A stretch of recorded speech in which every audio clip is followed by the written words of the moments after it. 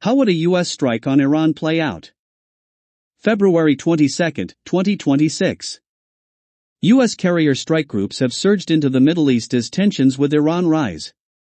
If Washington chose to act, a carrier-led campaign would likely be limited and precision-focused, not a full-scale invasion, but a calibrated course of strike designed to punish and deter. A history of carrier warfare in the region. U.S. carrier operations in the Middle East have ample precedent.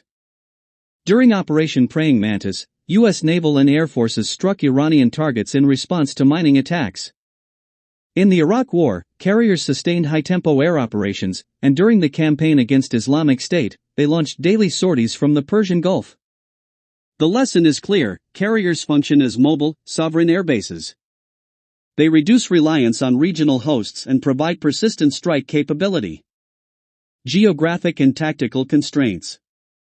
A conflict with Iran presents serious geographic challenges. The Persian Gulf is narrow and heavily monitored. The Strait of Hormuz is a choke point Iran has long prepared to defend. Tehran fields coastal anti-ship missiles, fast attack craft, drones, and ballistic missiles tailored to threaten U.S. naval forces. Because of this layered threat environment, U.S. carriers would likely operate outside the Gulf to reduce missile exposure, making aircraft range and standoff weapons critical. Likely operational phases. 1. ISR and battlespace preparation. Carrier aircraft such as F/A-18 Super Hornets and E-2D Hawkeyes would integrate with P-8 patrol aircraft and drones to map Iranian air defenses, locate missile batteries, and track naval movements.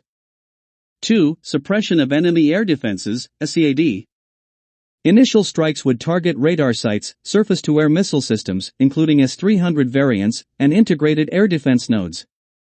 EA-18G Growlers would conduct electronic warfare while strike aircraft launched anti-radiation and standoff missiles. 3. Precision strikes. Follow-on attacks would focus on missile depots, IRGC command centers, drone facilities, and potentially nuclear infrastructure. Aircraft would employ dams and long-range cruise missiles, supported by Tomahawks from destroyers and submarines. For hardened underground sites, U.S. Air Force stealth bombers might be required. This high-intensity phase could last 48 to 72 hours. Iran's likely response. Iran would likely retaliate asymmetrically: ballistic missile strikes on regional bases, proxy attacks in Iraq and Syria, mining of the Strait of Hormuz, and drone or fast boat harassment of U.S. ships. Carrier groups would rely on Aegis-equipped destroyers, SM-6 interceptors, and layered missile defenses to counter these threats. Strategic limits of carrier power.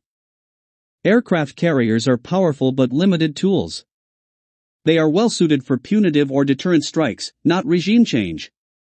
Deeply buried nuclear facilities would require heavy penetrator munitions beyond what carrier aircraft typically carry, necessitating broader joint force integration. Moreover, concentrating carrier forces in the Middle East diverts resources from the Indo-Pacific and raises the risk of deeper U.S. involvement in another regional conflict. In short, a U.S. carrier strike on Iran would likely be sharp, coordinated, and time-limited, designed to signal resolve and degrade capabilities, but not to wage a prolonged war. By National Interest story by Harris and Cass, February 22, 2026.